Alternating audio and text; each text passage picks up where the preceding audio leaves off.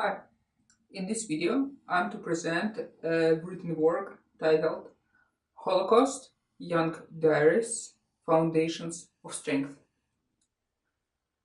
It all began from Facing History and Ourselves study guide to the MTV film I'm Still Here, the diaries of young people who lived during the Holocaust. Based on a book, Salvaged Pages, Young Writers, Diaries of the Holocaust, edited by Alexander Zapruder, and this is the book right here.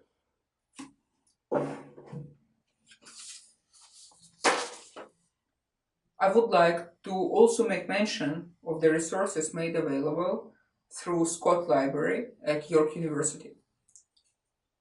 Extend gratitude to Professor Yedida Haya Eisestad, whom I had learned from on the matters of Jewish experience, symbiosis, and rejection, and who later helped me with translation in one of the parts of this paper. To Professor Julie Ann Allen, who had guided establishment of reasoning about social issues, modes of reasoning course, and also to make mention of YAVO Institute, which offered a great course on discovering Ashkenaz, Jewish life in Eastern Europe, with Professor Samuel Kasov.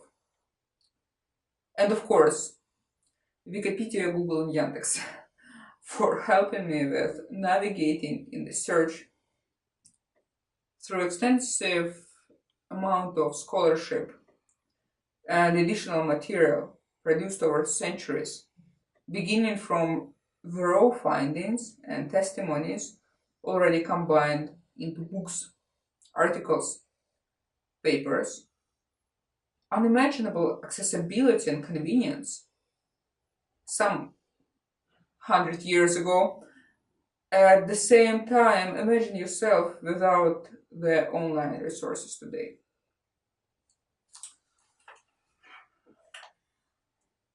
Let's now return to the immediate reason for this video: the Holocaust, Young Diaries, Foundations of Strength. Introduction. Inquired are the foundations of strength behind diaries written by young writers during the Holocaust. This work is an attempt to inclusively explore a broad range of questions: the history leading up to the Holocaust, aftermath, in-depth definition of who are the Jews, the foundations of hope, and what comprises its foundation.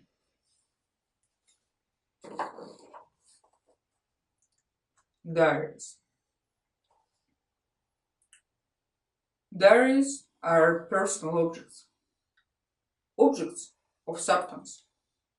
Even when times grew difficult, considering conditions of war or historic struggle, fear, hunger, despair, separation, diaries were written. Should it be said, during certain times especially, to record everything, for at least that to live on. Yitzhak Rudashevsky, confined in Vilna Ghetto, together with other students, was preoccupied with the writing of records on the life in the ghetto, its residents, as well as collection of the ghetto folklore. On November 5th, 1942, in his diary, he made another mention of the reactions this probing received. Someone welcomed the probing into other person's wounds, self-evident lives of the ghetto. On which Rudashevsky remarked, "She's right, but I'm not at fault either, because I consider that everything should be recorded and noted down, even the most gory, because everything will be taken into account.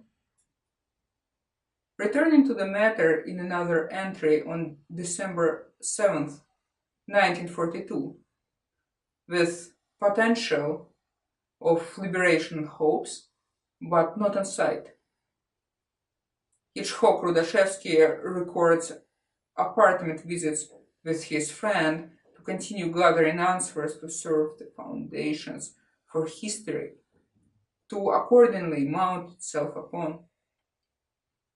He noted to have received very good answers, the poor in hearts, explaining the tragedy we are left to hear and eventually to read about from the remaining sources.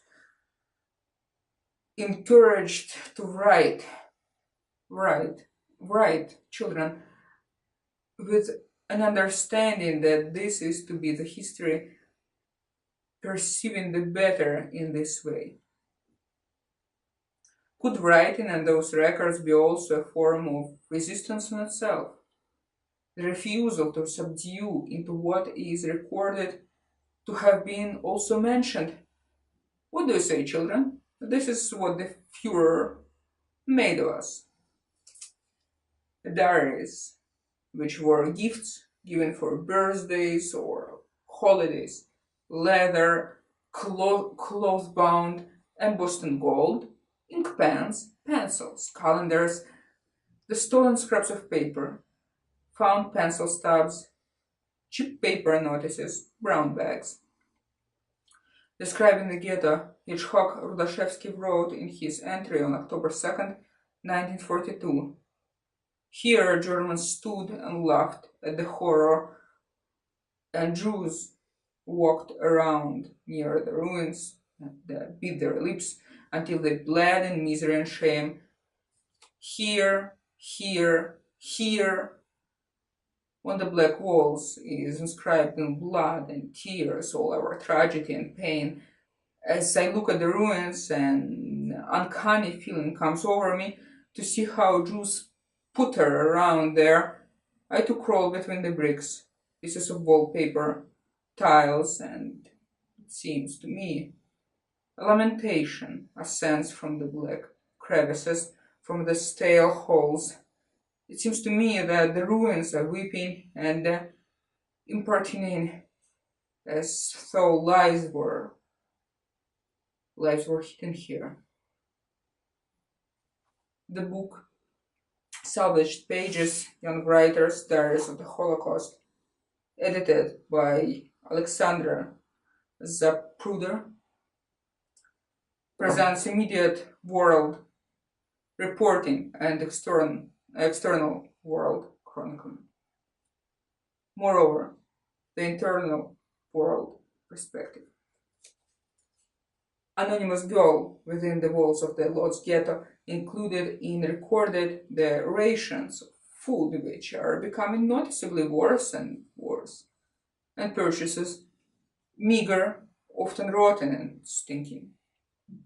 Those provided barely any nutrients, not to mention lasted too quickly, have nothing to cook once again. Starvation is impossible, surrounded by death. The human suffering, the human agony. March 12th, 1942. On my way home with the provisions, I saw a terrible scene. Two men were virtually dragging an old man who was unable to walk. People like that are deported. Human suffering is so great. Provisions are scarce for workers, for families, for rich, regardless, remaining a mystery for coping with the terrible hunger.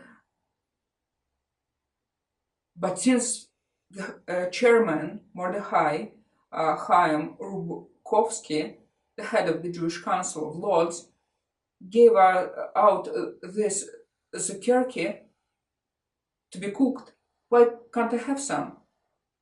As if argued with herself, wrote the anonymous girl in her entry on March 11th, 1942, terribly admitting the incident of a spoonful of sneaked zucchini, which led to the argument with her father. cursing him, witnessed by the entire family. What have I done? I regret it so much, but I can't. It can't be undone. My father is never going to forgive me.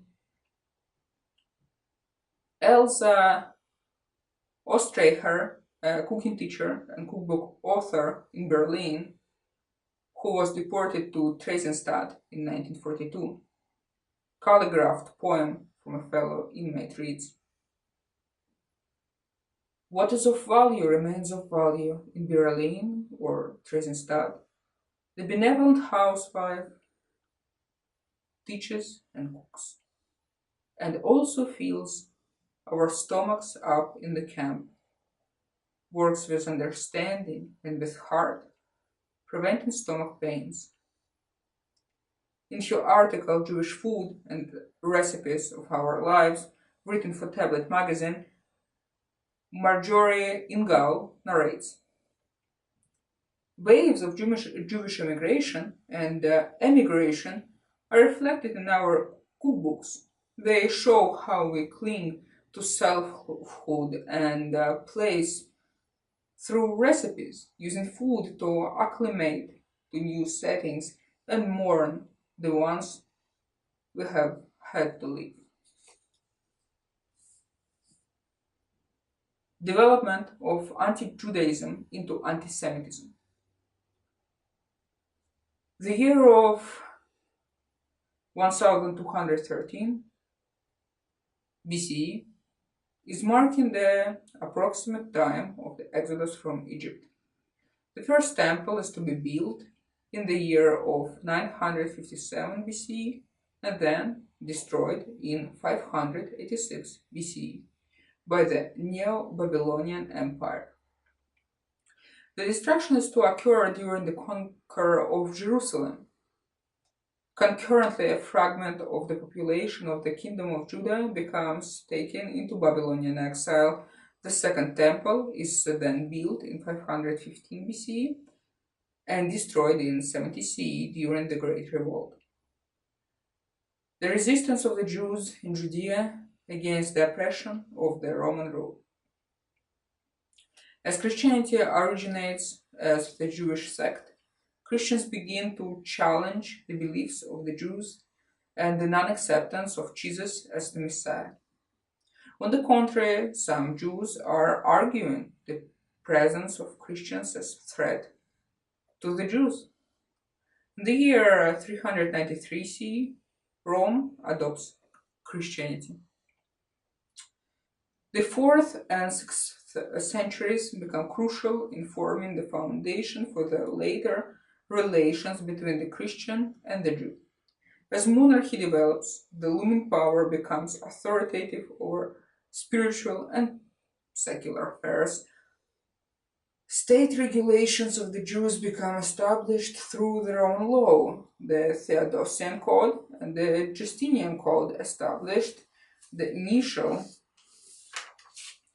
framework to persist throughout the Middle Ages, impacting the modern period and the composition of the civil law of the European states.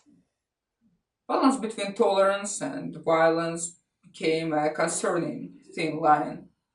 Sarah Rees Jones, in The Roots of Anti-Semitism, explicitly states, theologically based anti-Judaism was to be imposed through the increasing control of the daily lives of the Jews as a distinct people, and an important distinction has thus been blurred. The Jews became depicted as animals marked for slaughter unless fit to work, but whose souls are the dwelling place of demons.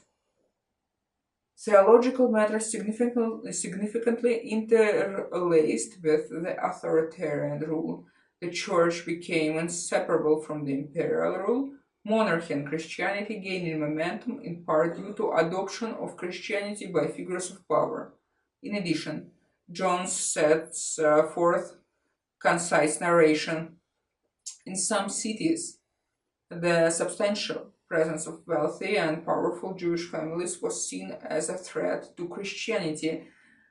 in fact, to Christian rule and the constant intermingling of Jewish and Christian populations was deemed a hazard to Christian salvation. Conversions occurred both ways. The concern of the episcopal authorities included attention to the dynamics of worship. The later Middle Ages, also known as the medieval period, are highlighted by the increased personification of the Holy Family. The attention became fixated on the Virgin Mary, Sacrament of Eucharist, Passion of Christ, Crucifixion. Criteria for the later medieval Christian and the humanizing nature of religion.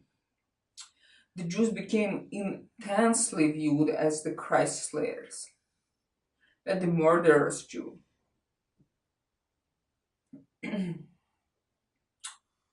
Further accusations and stories began to include blood libel, well poisoning, blaming for the death toll occurring due to the bubonic plague of the Black Death in the years of 1347 to 1349.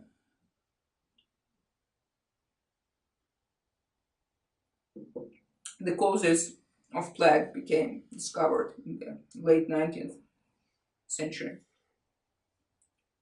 At the same time, some Christian theologians argued the importance to respect the Jews as the chosen people, similar to the Jews' status as dhimmi.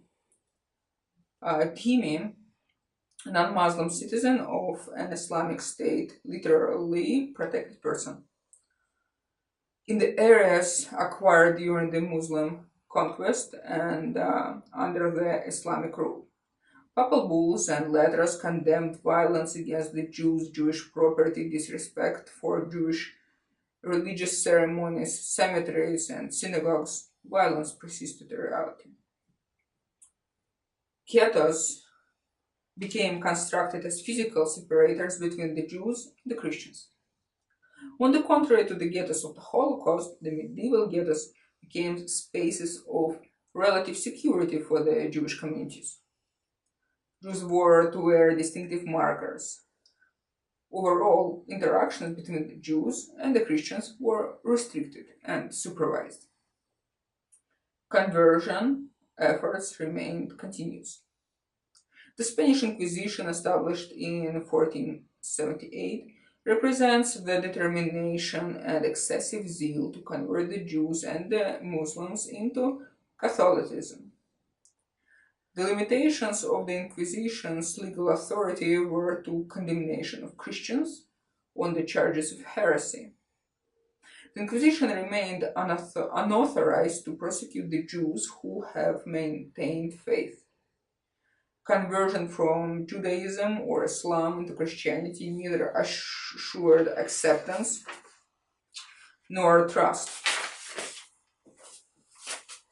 On the contrary, convert became viewed with foremost suspicion of insincerity. In 1492, the Jews and Muslims are either to convert or to encounter expulsion from Spain. The Jews depended on the will of the king.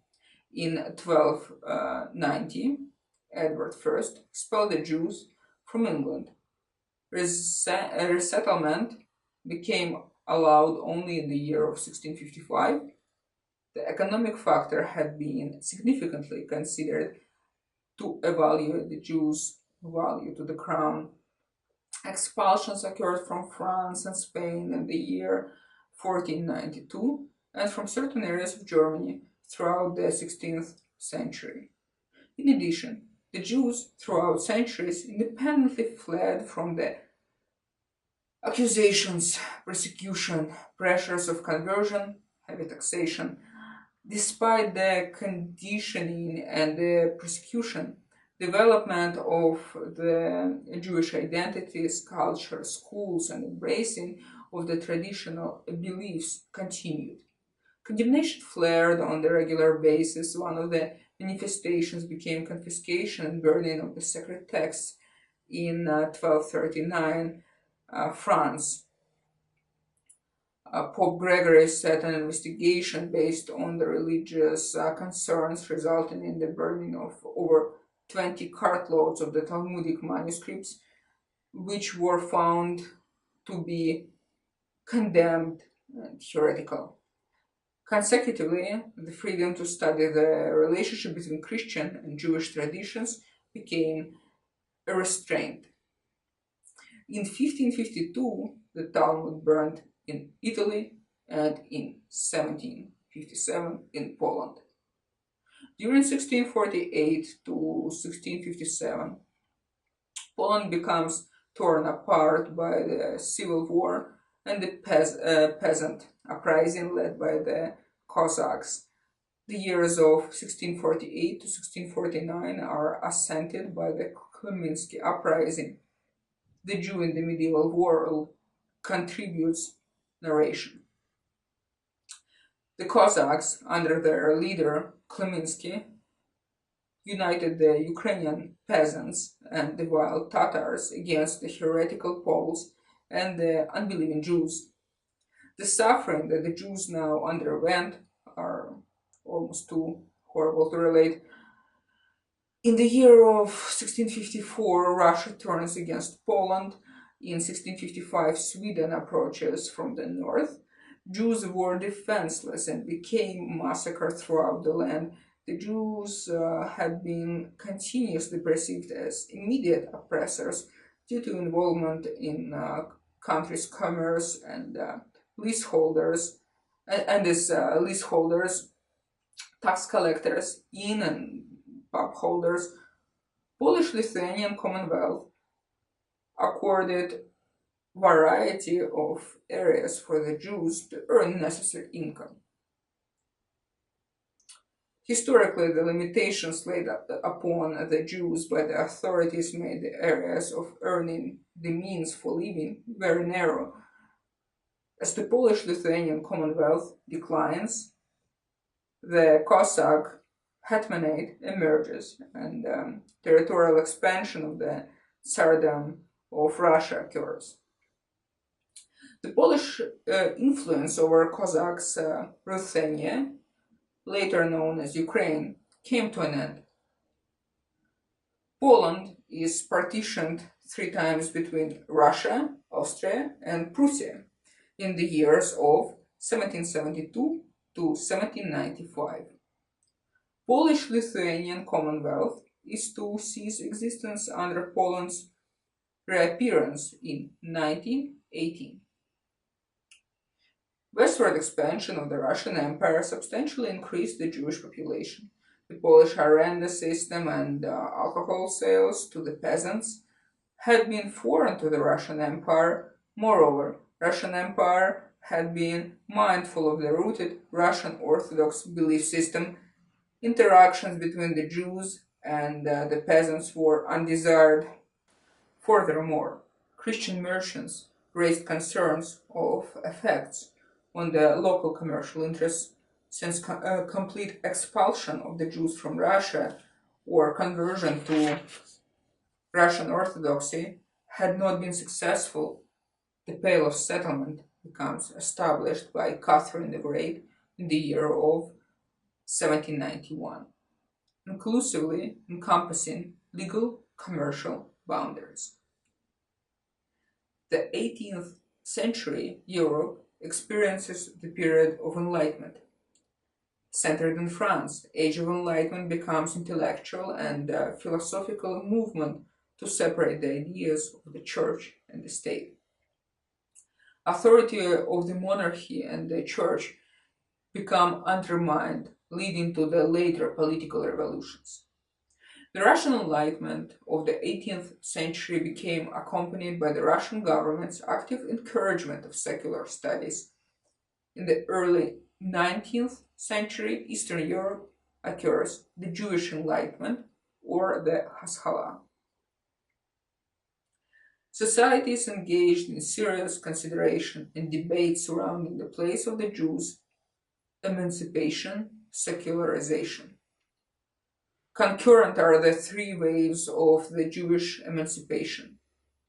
The first wave occurring prior to the French Revolution during the years of 1740 to 1789. The second wave from the French Revolution until the Congress of Berlin during the years of 1789 to 1878. The third wave occurred from the years of 1878 up until 1933, when the Nazis rose to power. The blood libel accusations resurface. In 1849, the Jewish community of Damascus is accused of murdering a Christian monk for ritual purposes. In 1903 and 1905, Kishinev pogroms sprout in Russian Empire. Newspapers, Bessarabets and Svet, spread allegations suggesting Jewish community's ritual murder of a boy found outside Kishinev and a girl who had committed suicide being pronounced dead at the Jewish hospital. In 1911, a Jew in Kiev is accused of kidnapping and mutilating a Ukrainian boy. In 1894, France, Alfred Dreyfus becomes alleged of communicating French intel to the German embassy in Paris. The young French officer of Jewish background experiences conviction, degradation, and deportation. Dreyfus' affair remained persistent until the year of 1906 and echoed through politics, press, and international consequences. Theodor Herzl witnesses the developments of the Dreyfus affair and becomes deeply influenced. In the years of 1890 to 1904, Theodor Herzl establishes the World Zionist Organization. Herzl actively proposes Jewish migration to Palestine as an effort to form the Jewish state of Israel. In the year of 1881, the term anti-Semitism becomes actively employed by Wilhelm Marr.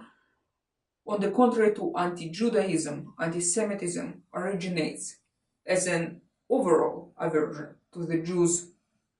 While religious concerns loosen the grip, Jews remain suspects of ill intentions and doing.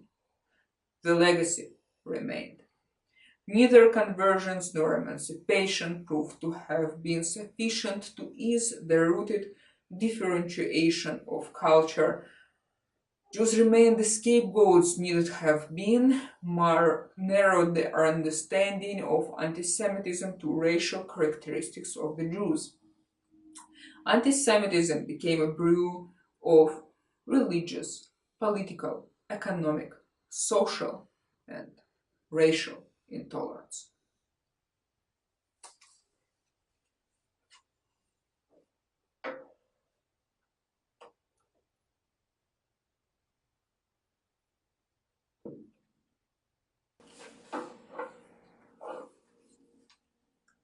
The years of 1914 to 1918 are preoccupied with the World War I.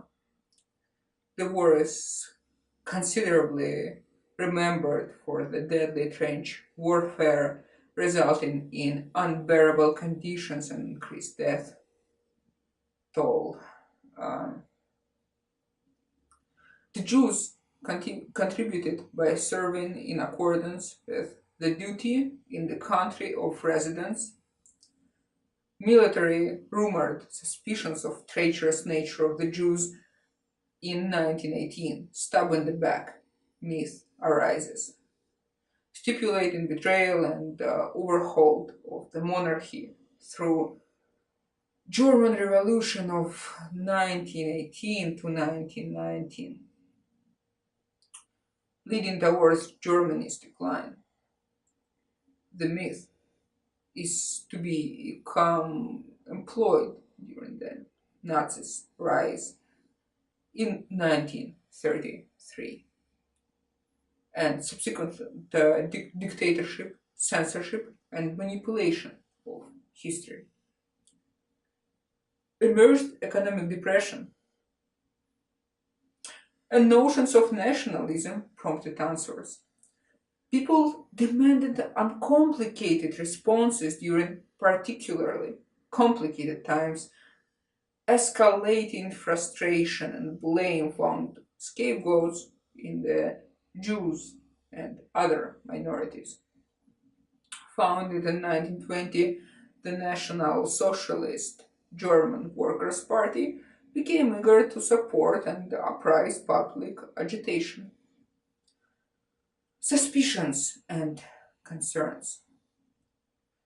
Since the year of 1921, the party becomes led by Adolf Hitler. Nationalism is to become uplifted by the convictions of racial purity. In the year 1933, Adolf Hitler becomes appointed the Chancellor of Germany. Germany becomes driven forth into the totalitarian regime and the establishment of the Third Reich. The concept of Aryan master race included consolidation of power and elimination of the Jews, Romani, Africans, Jehovah's Witnesses, homosexuals, physically and mentally disabled, and political opposition. In 1933, surfaces framework of the concentration of initial labor camps. In 1935, the Nuremberg laws legally exclude Jews from the civil society.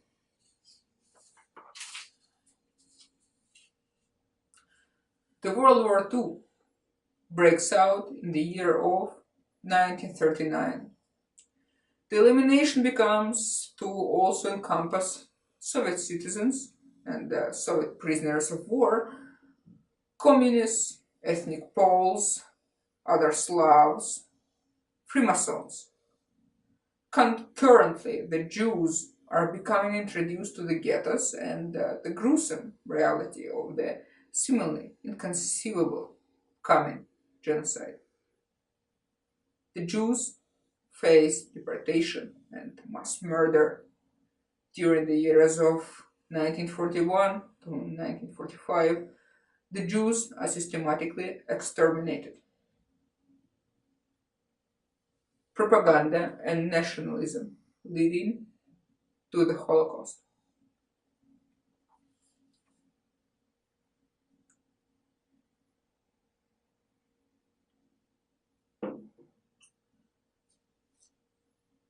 Adolf Hitler's written work, Mein Kampf, had not been the first of its kind.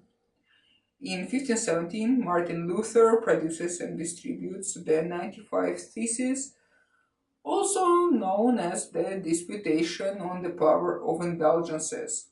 Luther, born of Germanic origin, becomes the leading character of the Protestant Reformation.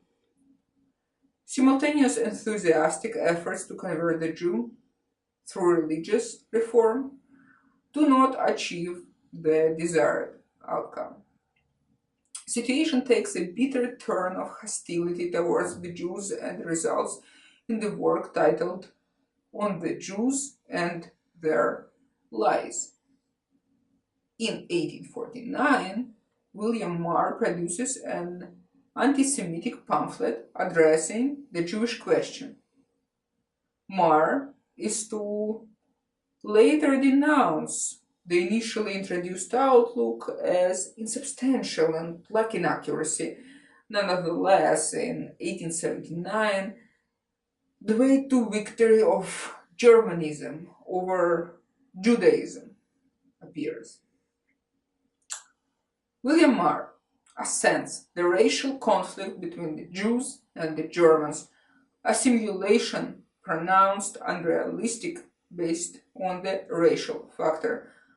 According to Marr, the Jews possess control over Germany's economy. Jews are alleged to have been taking advantage of the German kindness, liberalism, and open-hearted spirit. In 1879, Marr establishes the League of Anti-Semites, addresses idea of a threat to Germany, and advocates for the deportation of the Jewish population. The written materials frequently became accompanied by an action or a movement. Adolf Hitler had not been the first to have a writing streak and to set it into motion. Perhaps it is the zeal, detailed dedication, the opportunity of difficult times, and the success of one of the cruelest and mass-scale agendas that have embedded Hitler's Mein Kampf in the worldwide history. Hitler perceived an enormous burden on the shoulders of the German people and incredibly heavy requirements for sacrifices of money and blood.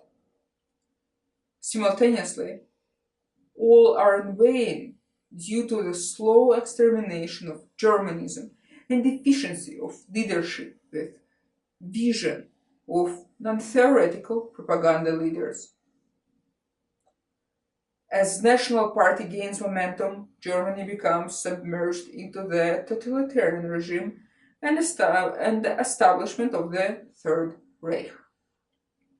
Heavy implementation of symbolism occurs. Symbolism is undoubtedly constantly present as means of self-expression, cultural identity, national affiliation. Intentions and intensity vary. Swastika becomes a national brand system, easily associated even with popular soft drinks. Flag, red, white, black color scheme. Salutations, songs amplify empirically German and Aryan manifestation. Symbolism enabling outreach inclusive of learned elite, academically mindful youth, and working class. Adolf Hitler understands the importance of politically educated youth in the future of the German people. Youth of the German allegiance, indifferent to the economic standpoint, dedicated and diligent in their salutations, properly historically minded. According to Hitler, to study history means to search for and discover the forces that are the causes of those results which appear before our eyes as historic events. The art of reading and studying consists in remembering the essential and forgetting what is not essential. Embrace national feeling explicitly emphasized as incomparable with dynastic patriotism.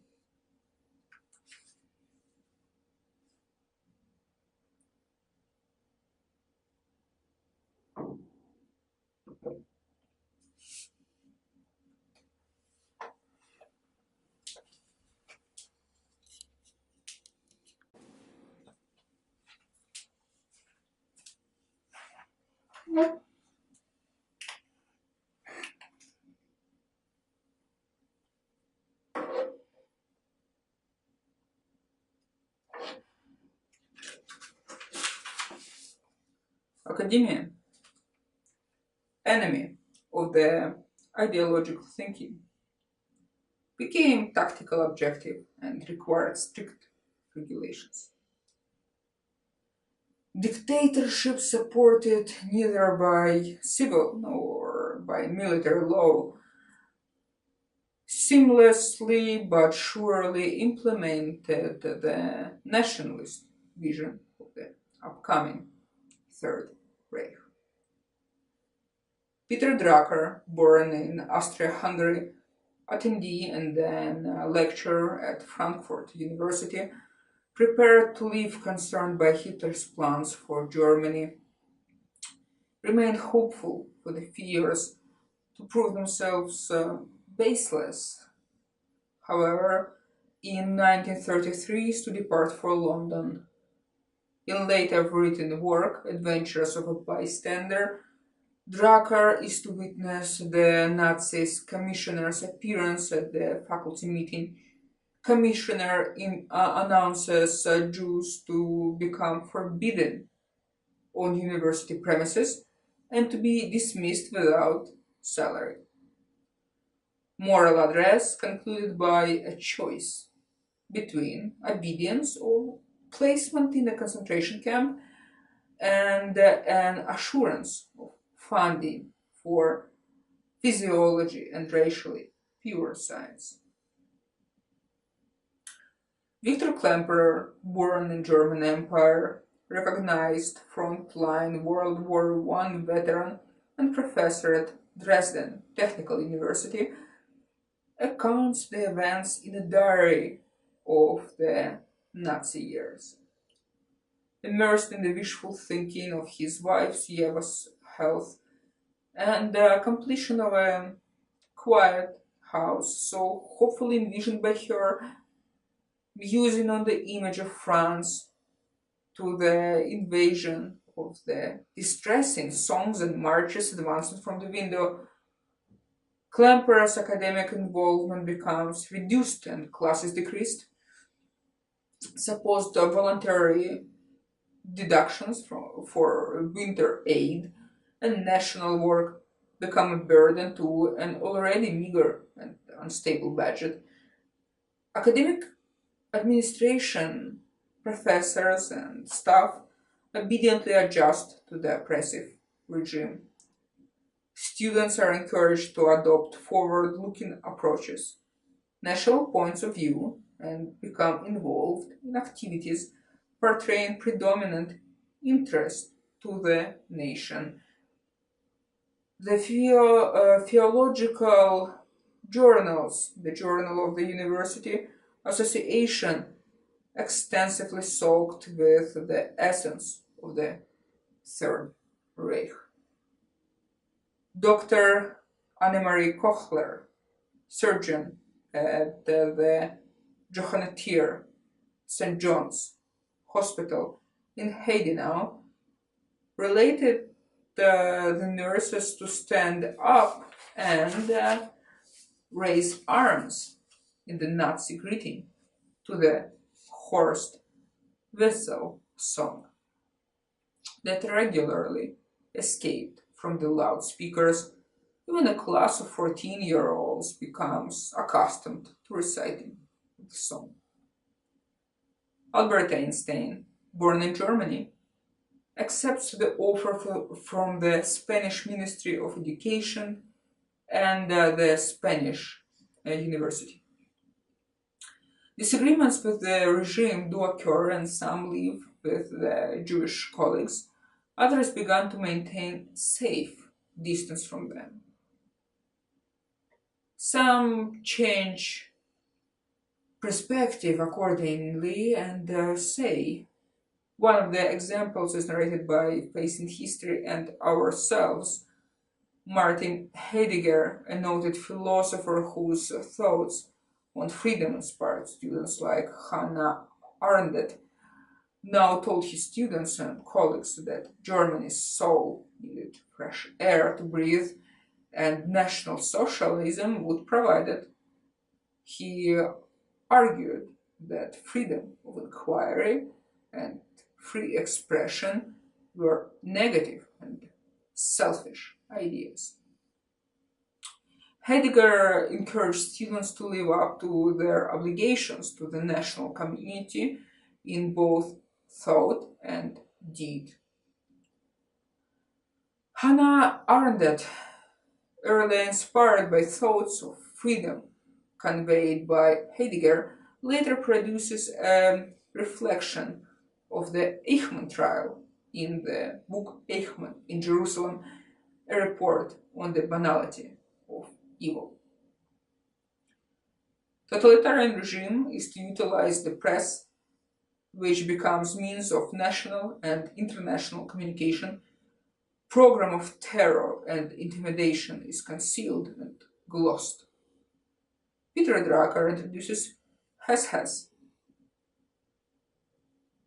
and Paul Schaeffer, very different individuals, simultaneously of mutual assistance to the regime. Hence has a casual journalist seen an opportunity in belonging in Nazi Germany. Paul Schaeffer, of Jewish descent, became invited to the position of chief editor of the German newspaper Tageblatt, 1934.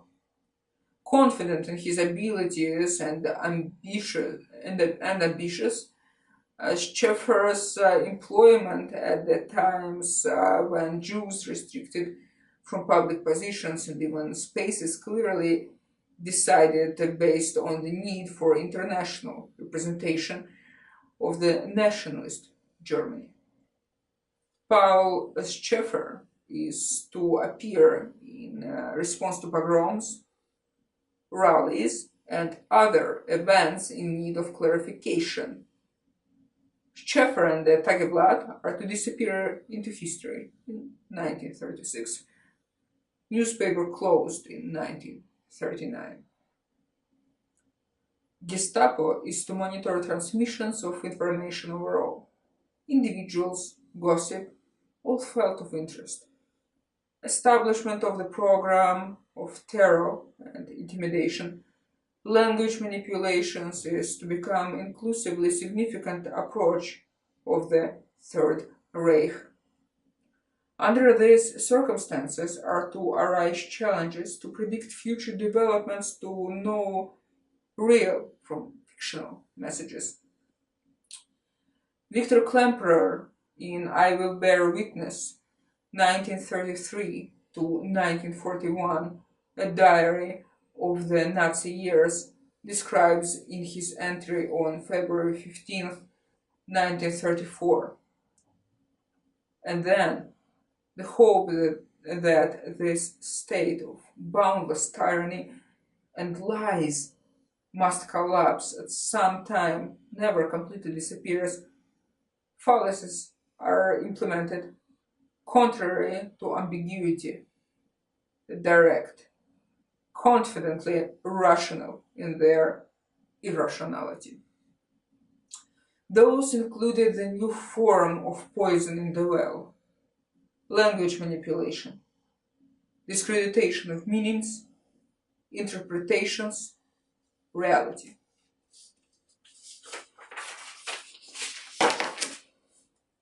In 1935, Nuremberg laws are to come into effect, considerably lenient in comparison to the laws which are to come into effect in 1938. In both cases, conveying and enforcing the idea and idealism of the Aryan race. In 1938, Kristallnacht is to occur. Disruptions against the Jewish population ignite, storefronts shattered, residences broken into and vandalized. Overall, harassment of minorities with regard of the Jews, active measures of the final solution are to become implemented soon thereafter. The war is to begin 1 year later with Nazis Germany's attack on Poland. After the Kristallnacht, the efforts to leave and immigrate spring forth. The destructive determination and seriousness of the situation become apparent. Moreover, believable. Most efforts to leave are to no avail. M.S. St. Louis narrates one of the desperate travels. Unlike many others actually succeeding to depart, however, having to return since no country was willing to accept the refugees, attempts for US, Canada, Palestine, Japan, China, and so on. Some are to succeed, however, many are to face the ceiling shut doors to survival.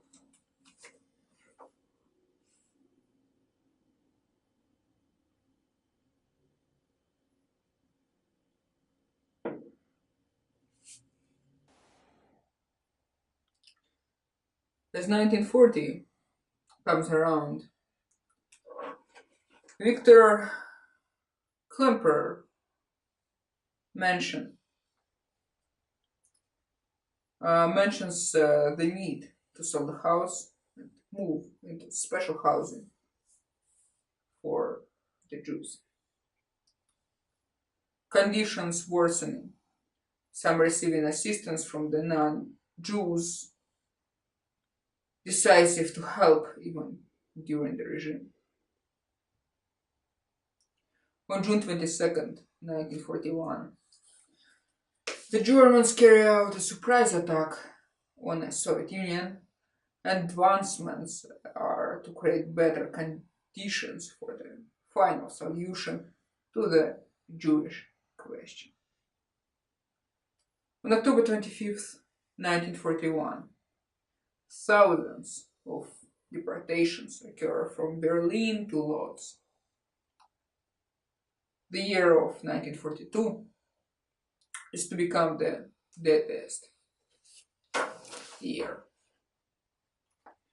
On March 25th, 1943, Yitzhak Rudashevsky mentions liquidation of 5 small ghettos in the Vilna province. Residents are to be transported into Vilna and Kovna ghettos. Regardless of the uncertain moods, in April, group from Seoul and Smorgon leaves for Kovna in uplifted spirits. As soon learned, instead of the promised Kovna transported groups were to end up on a train to Ponar and shot to death. 85 railroad cars of Jews, 5,000 persons. Once again, the proof not to trust nor believe anything, to be prepared for everything. Yitzhak Rudashevsky made a record of the Pioneer Project members' prior and ongoing discussions. No, this time we shall not permit ourselves to be led like dogs to the slaughter. He writes, the preparation, the self-improvement, thoughts strengthened the nerves, gave courage and endurance. Ghetto liquidations could mean relocation and confinement into another ghetto, deportation into concentration camps, transportation to be shot in a designated area. Camps liquidations are to occur, especially with the nearing of the Allies, which resulted either in attempts to dispose of as many witnesses as possible, transportations into other camps, and death marches. Minsk ghetto experiences no specific liquidation, decreased through regular pogroms, however, including shootings and deportations to Auschwitz, Sobibor, Budzwin. Hannah Arendt in her book Eichmann in Jerusalem, a report on the banality of evil, mentions the refusal to accept the death offered by the Nazis before the firing squad or in the gas chamber. Some did resist. Many described to be young, and those more capable of the decision of being unable to go and be slaughtered like sheep. Warsaw Ghetto Uprising became embedded in history, minds, and hearts as an uttermost effort of Jewish resistance. Nonetheless, resistance was not limited to this single occurrence. According to Yad Vashem's, the Holocaust Martyrs and Heroes Remembrance Authority, the International School of Holocaust Studies, the Second World War and the catastrophe of the Jews of Minsk. After the war, 5,000 persons from the Minsk ghetto are to return into the city from the forests where they were among the partisans. Underground efforts operated within the Minsk ghetto during all its years of operation from 1941 until 1943. End of the ghetto. Initial efforts were focused on providing radio transmissions from Moscow, keeping people informed and reduced the panic. When the Nazis planned an absolute elimination of the Jews, objective became to save as many as possible by leading people out of the ghetto into the forest to the partisans. The Jewish Council closely cooperated with the underground resistance. Out of numerous leaders and members of resistance, although partially to remain anonymous, are Masha Bruskina and her friend from Medical Institute, Sonia Idelson, together assisting recovering prisoners of war, providing civilian clothes and an opportunity to also retreat into the forest.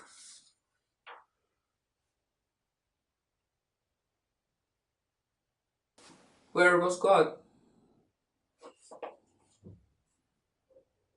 The good and the bad times throughout the centuries, altogether similar to the history of abuse, culminated in the ultimate act of cruelty of the 20th century. Cruelty beyond rationalization. Attempts to rationalize the deprivation, torture, and genocide through contemplation of a divine punishment resemble the initial abusive Hitler's blame theory.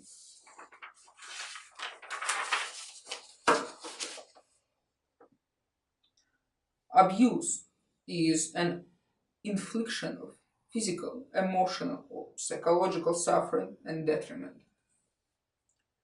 In her book, In Struggle for Real Men, psychologist Aneta Arlova dedicates a chapter to the fear of domestic violence. Domestic violence is a complex process formed over a period of time. Occurrence and reoccurrence often depend on the earlier experiences. Parallel to the repetitive infliction implemented to establish manipulative control over the victim, disabled from breaking out of the detrimental cycle, are the historic developments leading to the question of the human spirit, leading to question the human spirit of resistance throughout the Holocaust.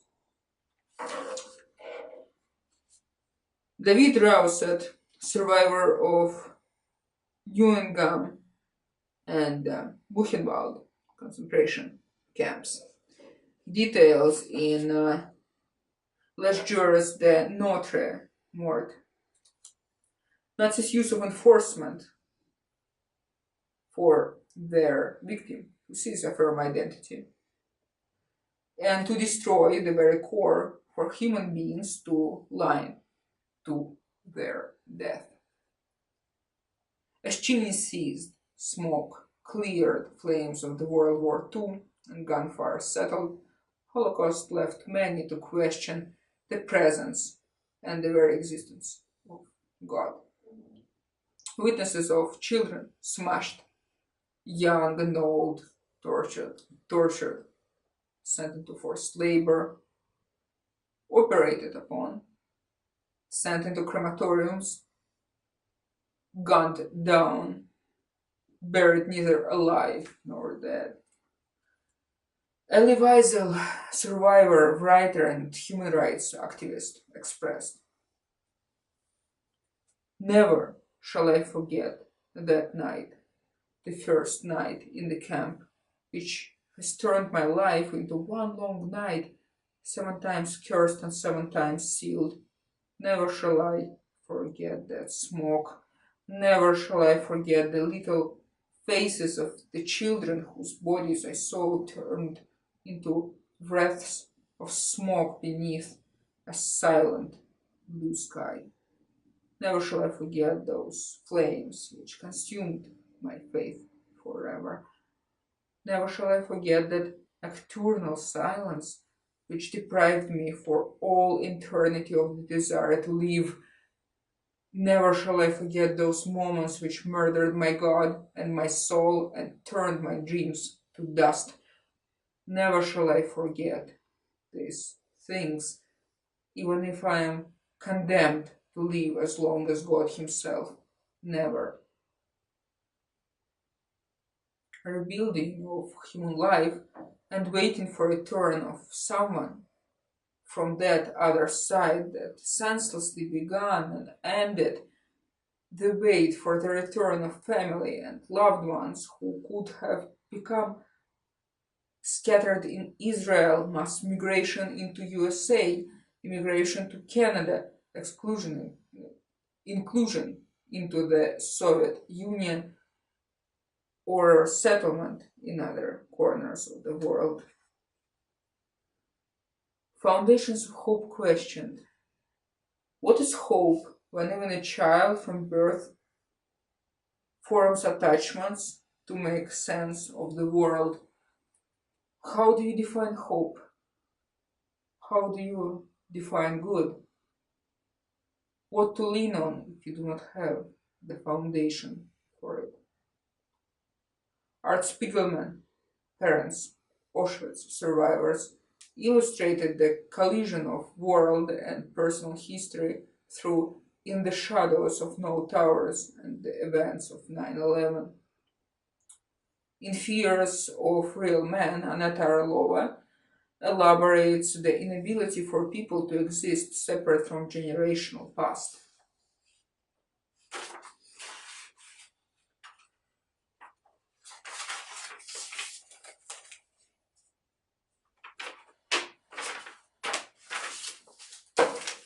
Everything, the life script of every individual and formation, existence, development in his or her memory. Script almost proportionally consists of genetic memory, childhood observations, space for rewritten and independent development. Spiegelman shares the intersection of world and personal history to be the one parents had warned about when taught to keep the bags packed. On September 11th, 2001, the towers of the World Trade Center collapse.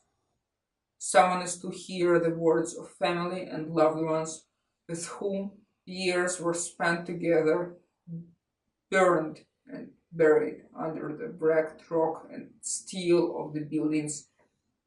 Maybe up until that moment there was still hope, some image of anyone but them must have stepped out at the very last moment, even though there are so many people and the building is a seamlessly endless trap. That next moment, when reality is no longer a lingering assumption, but the very reality, what is there left? Through In the Shadows of No Towers, Spiegelman casts back. I remember my father trying to describe what the smoke in Auschwitz smelled like. The closest he got was telling me it was indescribable. That's exactly what the air in lower Manhattan smelled like after September 11. Asbestos, PCBs, lead, dioxins, and body parts.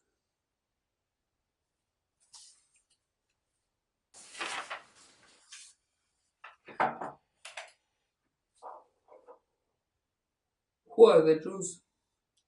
Why is the question who are the Jews important? Importance of considering the question is concealed in distorted interpretation of history and perceived solely through the historic lens. Perception and understanding of history is versatile and varies based on the direction of education, country, individual comprehension, resulting in dispersed understanding. Undisputable is the influence of literature. Contextual perception is challenged by the digitalized 21st century and lifestyle surrounded by the abundance and abyss of the World Wide Web and mobile interactions, in which their essence, perception, understanding of literature become distorted.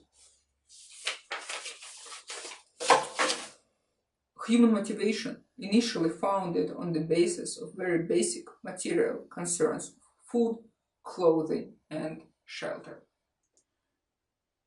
Especially crucial to consider is in context of economically turbulent time, movements are easily ignited, resulting in pogroms, realization of war, planned genocide. Memories of a Jewish child.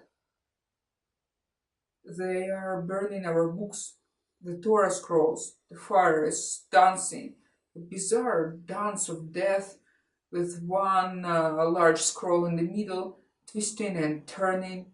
Aged folios of Jewish wisdom and faith tumble and explode in fiery particles, slaughtering pellets of ash. Volumes of the Bible, leather-bound psalms, tefillin, turn and twist and burst. Pictures and documents flutter as weightless speckles of ash at the edge of the savage torch. Our identity, our soul, weightless speckles of ash rising, fleeing the flames into nothingness. Literature is closely interlaced with the everyday language. Chaim Nachman Baalik elaborates the accreditation of phrases to Pushkin by Russians, to Shakespeare by English, to Voltaire by French, to Frischmann by the Jews. Isaac Bashevis, Singer, in his novel The Family Mascot, exemplifies everyday usage of phrases appearing out of biblical literature. For example, when just talking about someone and a person arrives, saying goes, as should have spoken of the Messiah, he would have arrived. Vasily Vasilievich Razanov in the early 20th century introduces the differences occurring out of social life, holidays, customs, traditions. Razanov, in his work Biblical Poetry, transfer our entire annual holiday circle with Easter, with Christmas, with New Year, Pentecost, blessings of waters, Willow, transfer entire immense cult of Russian Orthodoxy with touching and with touching words, especially singing, with music, with soul, with meaning.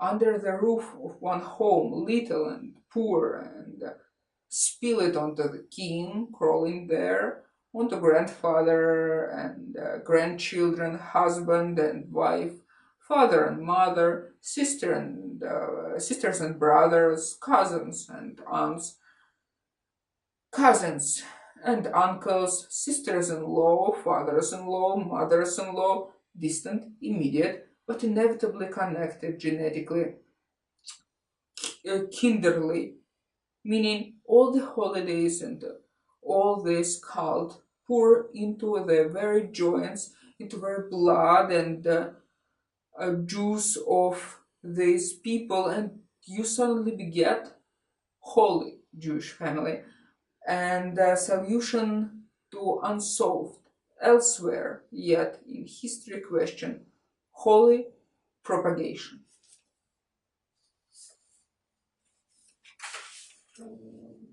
Once those become flipped, appear strange, unknown, foreign, similar to a foreign language, similarly familiar, but meaning is not understood, similar to German and Yiddish.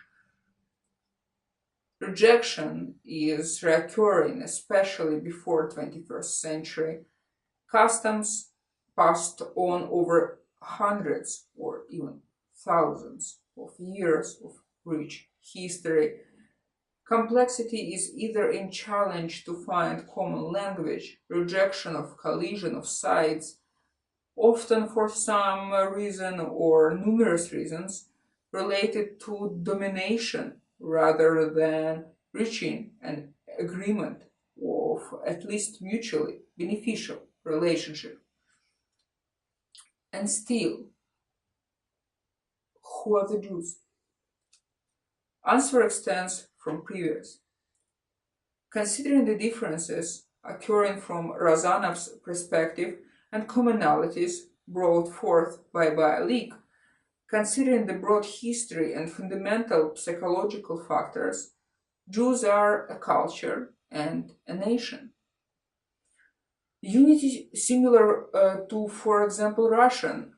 Complexity is in deep roots and interconnection with other cultures, and due to their existence, nations. The question is complicated by the return of Israel and requires separate exploration. Nonetheless, the question cannot be ignored since Israel became physically inseparable instead of continuing a purely historical meaning, and arose as part of perception and understanding in the 21st century.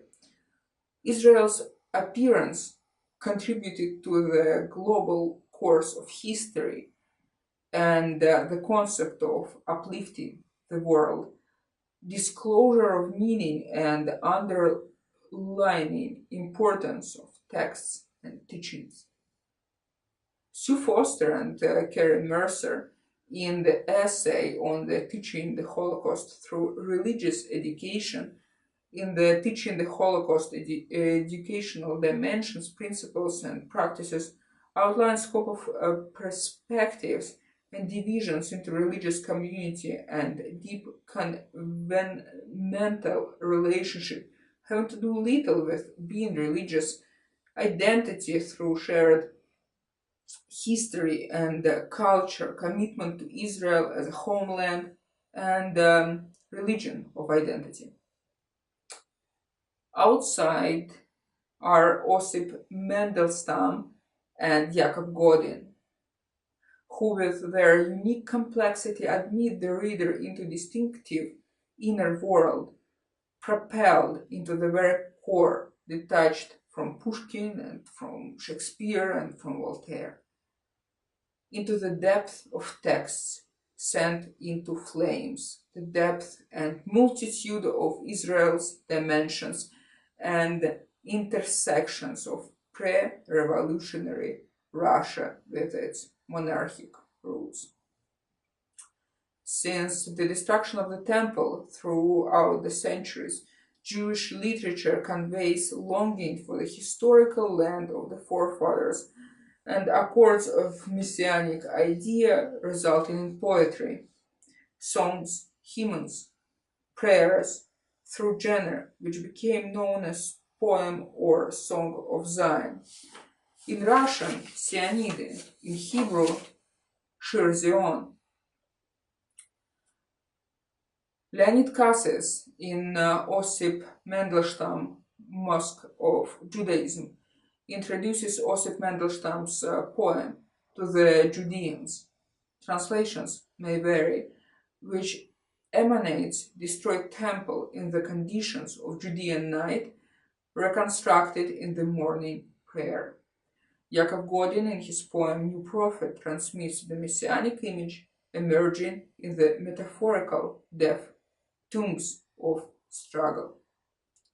Osip Mandelstam's poem To the Judeans becomes published on the 25th of March 1918, during the anniversary of the February Revolution of 1917.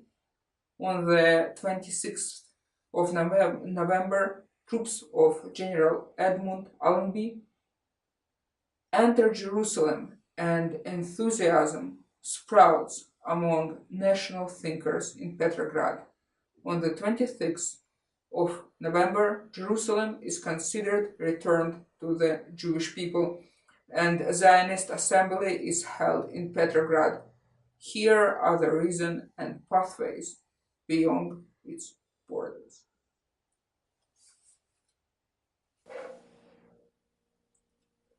What is hope? How do you define hope? How to define good? Rays of hope penetrate into the darkness.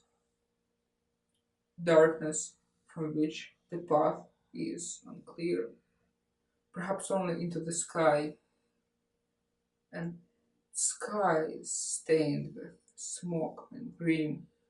Will it ever clear?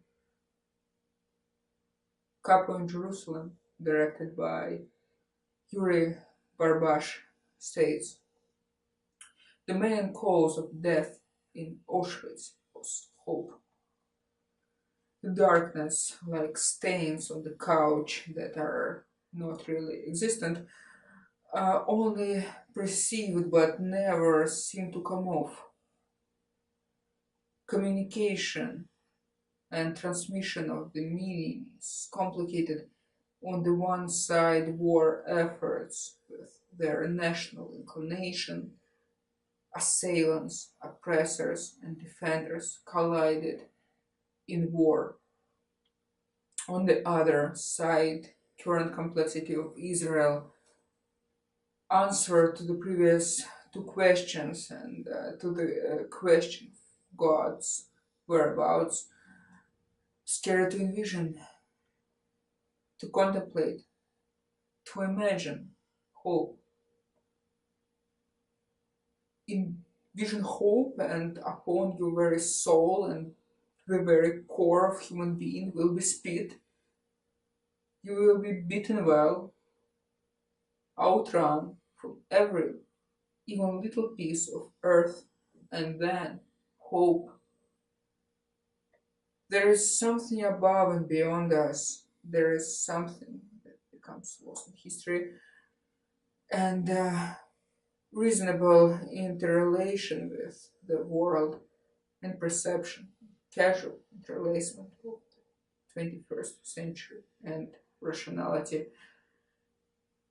Impossible to transmit, and sometimes adding to the difficulty of the matter by the very impossibility colliding with imposed perspectives and rationality. The question arises, what to lean on if you do not have the foundation for it? Foundation is the outcome of overall surrounding, morally supportive and physically enabling environment. Society replenished and reinforced by the individuals extending out of families, and from under the efforts of influences, result infused into local and even global level, at least considering opportunities empowered by the World Wide Web. Similar to writer in midst of work, merging with learned, with experience and with self in living out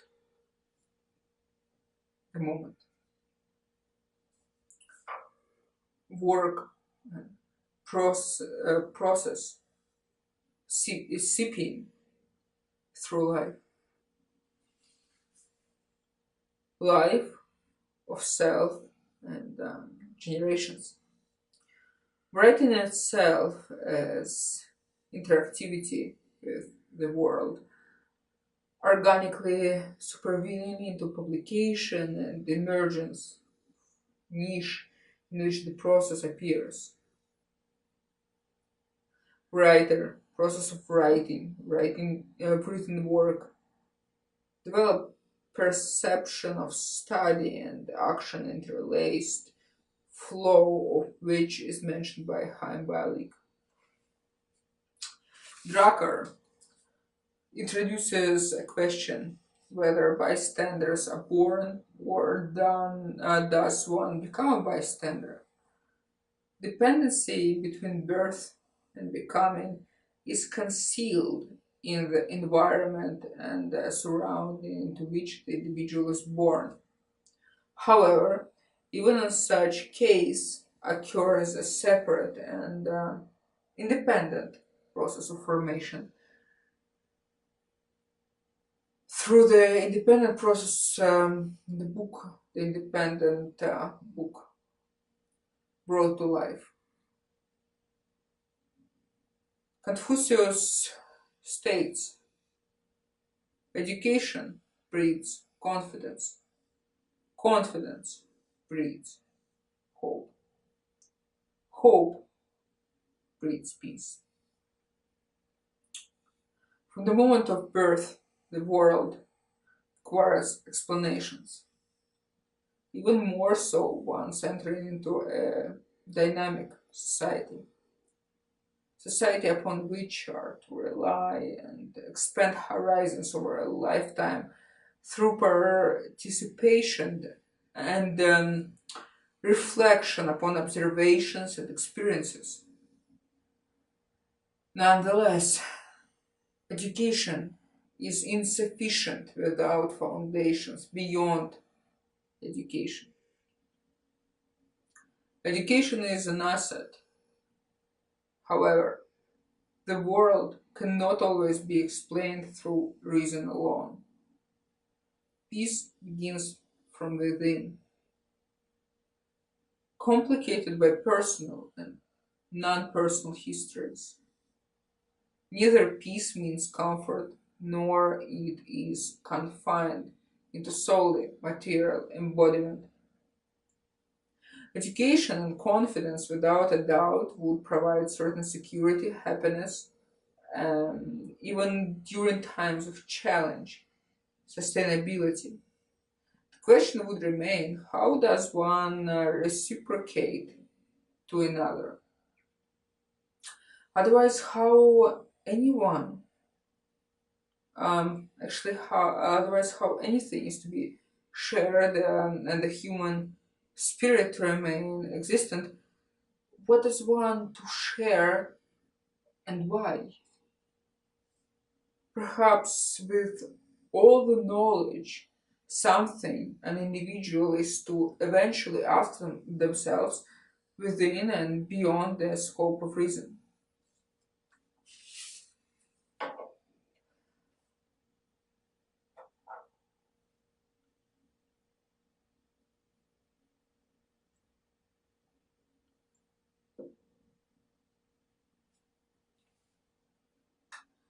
Um, and this will be the end of the paper.